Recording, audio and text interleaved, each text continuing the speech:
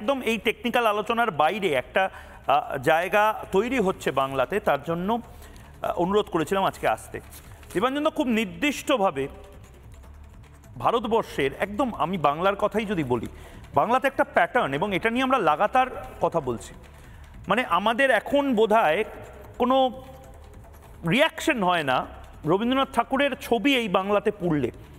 এই বাংলাতে রবীন্দ্রনাথ ঠাকুরের ছবি পুড়ছে, এই বাংলায় একজন তৃণমূলের এমপি, তিনিও কিন্তু একদম ওই বর্ডারিং এলাকার সাংসদ মহুয়া মৈত্র, তিনি ওপেনলি বলছেন স্বরাষ্ট্রমন্ত্রীর গলা কেটে মুন্ডুটা কেটে টেবিলে রেখে দেওয়ার জন্য।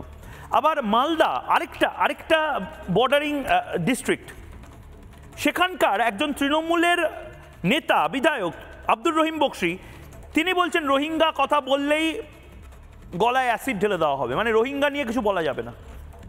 আবার মমতা বন্দ্যোপাধ্যায় কলকাতায়, ভাবুন, কলকাতায় মমতা বন্দ্যোপাধ্যায় একটা মস্করার ছলে বলে দিচ্ছেন আমাকে দেখে তো 200 জন সেনাবাহিনী তারা পালিয়ে গেল। আমার ভয় লাগছে দীপাঞ্জন দা, ধরে নিন এই মুহূর্তে টিভিতে রোহিঙ্গা কলোনিতে বসে কোনো রোহিঙ্গা সে জবাব চায় বাংলাতে ময়ূক এবং দীপাঞ্জনকে দেখছে, সে তো মস্করাটা মমতা বন্দ্যোপাধ্যায় যে ভারতীয় সেনাবাহিনীকে নিয়ে মস্করা করলেন সেটা দেখে সে আনন্দ পাচ্ছে। দেখেছো দিদি কিন্তু ভারতীয় সেনাবাহিনীকে পাত্তা দেয় না, ভারতীয় সেনাবাহিনী বড় বড় লেকচার মারে, ভারতীয় সেনাবাহিনী ফুস হয়ে গেল। এটা কারা বলবে এই ন্যারেটিভটা? এটা তো পাকিস্তানি বা অন্যান্যরা বলবে। আমাদের দেশ থেকে এই ন্যারেটিভটা সেট হচ্ছে, বাংলা থেকে হচ্ছে।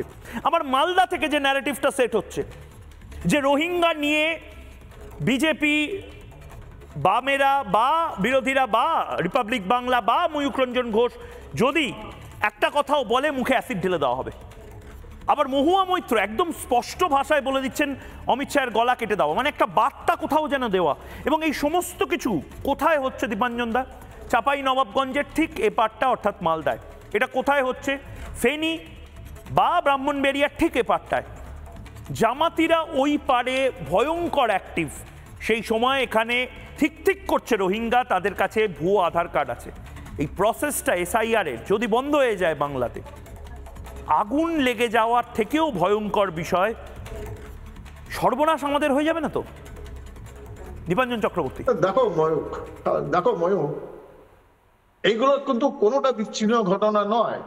এই যে SIR নিয়ে লাফালাফি হচ্ছে, এগুলো একই সূত্রে বাঁধা।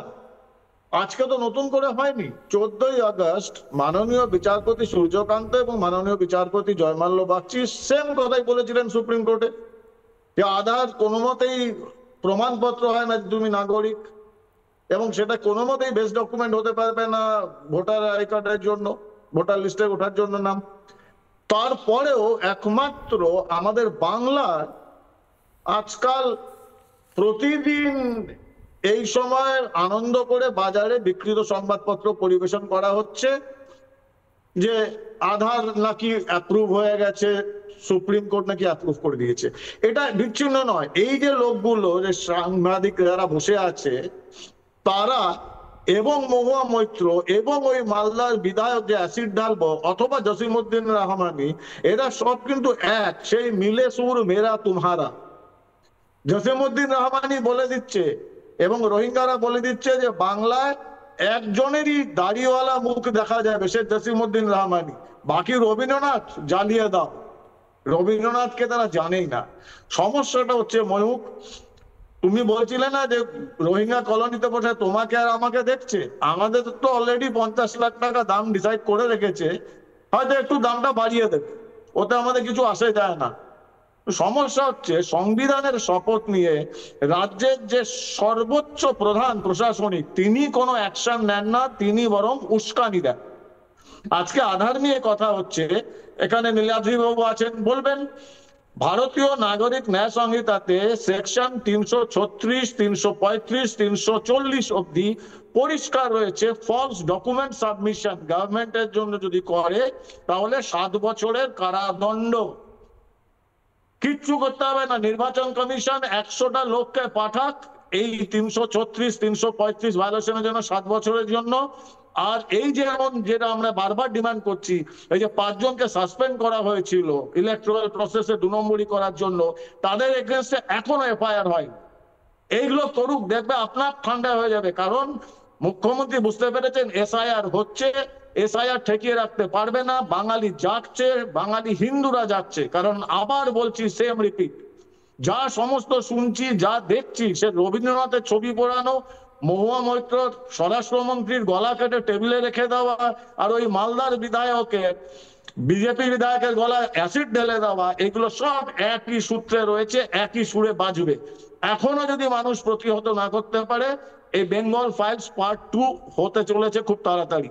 মানুষকে রাস্তায় নামতে হবে, আমাদেরও রাস্তায় নামতে হবে, রুখে দাঁড়াতে হবে, নাহলে বাংলাকে বাঁচানো যাবে না, হিন্দু সনাতনী সমাজকেও বাঁচানো যাবে না। নীলাদিদা, আপনি লাগাতার এই আলোচনার অংশ হয়েছেন এবং আজও আপনি হয়তো একটা নতুন ন্যারেটিভ দেওয়ার চেষ্টা করবেন, যেখানে বলবেন যে দেখো আমাদের জয়। অ্যাকচুয়ালি কি আপনাদের জয় হলো, না এতে আরো বিপদ বাড়লো যাদেরকে আপনারা শেল্টার দেওয়ার চেষ্টা করছেন? ময়ূক, এটা আমাদের জয় নয়। এসআইআর হবেই নীলাদিদা, এসআইআর কিন্তু বাংলাতে হবেই। ডেমোক্রেসির জয় হয়েছে আজকে, সেটাই তো হওয়ার কথা। নৈরাজ্যের জয় তো হবে অন্যান্য দেশে, সেটা হওয়া উচিত। আজকে সুপ্রিম কোর্ট যেভাবে বলেছে যে Aadhaar may not be a proof of, is not a proof of identity, is a proof of identity not of citizenship, কিন্তু Aadhaar has become the 12th document today SIR এ। এসআইআর কিন্তু 12 নম্বর ডকুমেন্ট আধারটাকে কোর্ট বলে দিয়েছে। এবার verify করে দেখুক না কি অসুবিধা আছে। যার ভুল আধার আছে বা ফর্সড আধার আছে, he should not be allowed to vote. আমরাও চাইছিলাম যে বাইরের কোনো লোক এসে ভোট দিক, হ্যাঁ, কিন্তু জেনুইন ভোটার যে আছে ওকে বাদ দেওয়া যাবে না। দেখো, এসআইআর যেটা আছে, খুব নিউট্রাল ভাবে যদি বলি, ইউ ক্যানট ডিসফ্রাঞ্চাইজ এনিওয়ান। এসআইআর হলো it should be inclusive document. এবার তুমি একটা 11টা ডকুমেন্ট দিয়ে গরিব লোকেদের কাছে আধার আছে, তুমি সেটাকে বাদ দিয়ে দিলে সেটা হতে পারে না। তুমি এটাকে ইনক্লুসিভ করো, আধার ভেরিফাই করো না, ভুল হলে নাম তুলবে না, কিন্তু সেই বলে তুমি লোকদেরকে বাদ দিয়ে দেবে সেটাও নয়। Today is a victory for democracy. না, আমি একটা জিনিস বুঝতে পারছি না, রোহিঙ্গা যারা রয়েছেন, যারা বাংলাদেশি অনুপ্রবেশকারী রয়েছেন, তাদেরকে এই লিস্ট থেকে বাদ দেওয়ার জন্য আপনারা কি করছেন? দীপাঞ্জন চক্রবর্তী এর অংশ হতে চান ডিবেটের। দীপাঞ্জন বনাম নীলাদ্রি। দীপাঞ্জন বাবু খুব ডেকোরেটেড অফিসার। রোহিঙ্গাকে কেউ ভোট দিতে আমরাও চাই না। আরে আপনাদের বারবার সেটা কাজটা কি করছেন? শুনুন, আমি নীলাদ্রি বাবুকে একটা বিনীত সেটা সেন্ট্রাল গভর্নমেন্ট করুক না।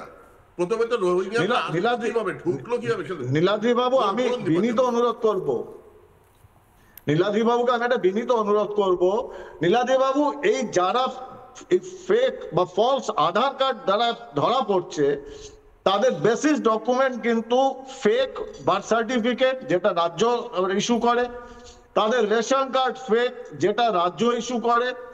এবার এটা বলুন, রাজ্যের দায়িত্বে পশ্চিমবঙ্গ থেকে যদি ফেক আধার কার্ড যারা ধরা পড়বে, তাদের বিরুদ্ধে কি বিএনএস এ 336, 35, 40-এ মামলা দায়ের করবে রাজ্য সরকার? তাদের জেলে পাঠাবে, 7 বছর সশ্রম কারাদণ্ড নিশ্চিত করতে পারবে। আর তা যদি না হয়, তাহলে কিন্তু এটা কুমিরের কান্না হয়ে গেল। ওই নীল পাড় সাদা শাড়ি পরে কুমিরের কান্না এখন আর মানুষ ভুলবে না। রিসেন্ট গত 1 বছর ধরে যখন পাসপোর্ট রিনিউ করতে যান বা নতুন পাসপোর্ট করতে যান, কেউ যদি বার্থ সার্টিফিকেট দিচ্ছে, সেই বার্থ সার্টিফিকেটটা কোথা থেকে ইস্যু হয়েছে সেটাও ভেরিফাই করে পুলিশ আনছে। ঠিক আছে? তো সেই জন্যই অল ডকুমেন্ট, যদি কেউ ভুল ডকুমেন্ট দিয়ে থাকে সেটাকে ভেরিফাই করে। কিন্তু এত কিছু আপনি বলছেন, আমার খারাপই লাগছে নীলাদ্রিদা, কারণ এই মুহূর্তে যে খবর আমরা পাচ্ছি, নানা ধরনের কন্টেন্ট দেখার জন্য লাইক করুন, শেয়ার করুন আমাদের ফেসবুক পেজ, সাবস্ক্রাইব করুন আমাদের ইউটিউব চ্যানেল। পাশাপাশি অন্যান্য ব্রেকিং নিউজের জন্য অবশ্যই চোখ রাখুন রিপাবলিক বাংলায়।